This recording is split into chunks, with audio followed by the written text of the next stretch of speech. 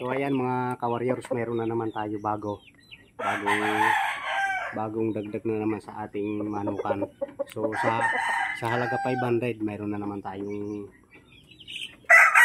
magandang bulik. Ayan, so hindi namang quality ito, mistisuhin lang mga ka-warriors. Pero ang kapatid nito, dalawa na ang nakuha ko, nanalo. So nandoon niya yung sa Bayaw, ang isa nanalo nung nakaraan linggo, walang sugat, yung white legs na kulay pula. Kung natatandaan yung mga ka-warriors, yung tatlong mandirigma na dagdag yung video ko nung nakaraan, yan yun.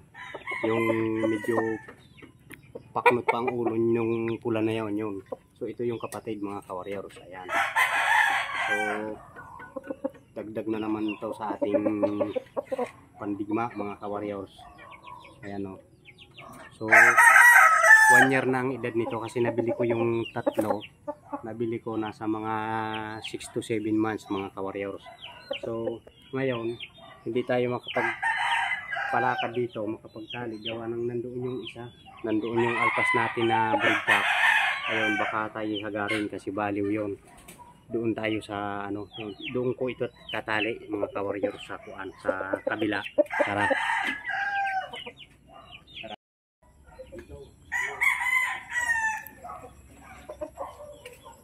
Ayan, so itatali natin dito.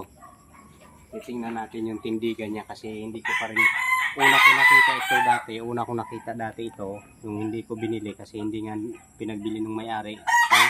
Una gawa ng wala silang broodcock ay tapos na. So kaya bininta na ulit ito sa atin sa halagang 500 pesos mga ka-warriors. Ayan.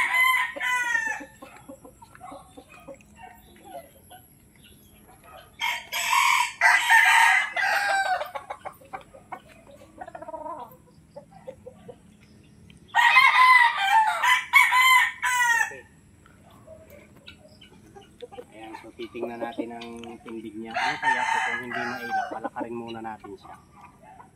Huwag na muna natin talian. Pagalain lang natin, hindi naman siguro mailap ito. Ayun.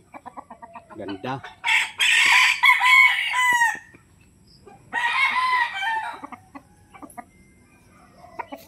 Ayun no. Okay na rin mga ka-warriors sa halaga 500. So ang timbang yan mga 1.3 o 1.4 ang timbang yan mga ka-warriors. Ayan, ganda. Meron na naman tayo bago sa ating paningin mga ka-warriors. Hindi ko pa nga naririnig ang tilaok, hindi ata na tilaok.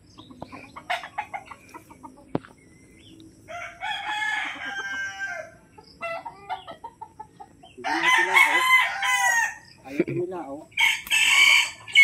maliwanag boy.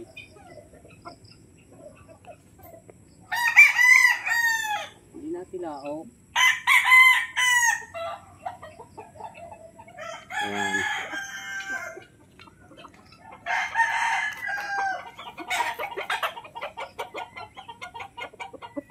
Ayan, so maraming salamat mga ka-warriors sa panonood nyo. Mayroon na naman tayong bagong haplos-haplosin ngayon.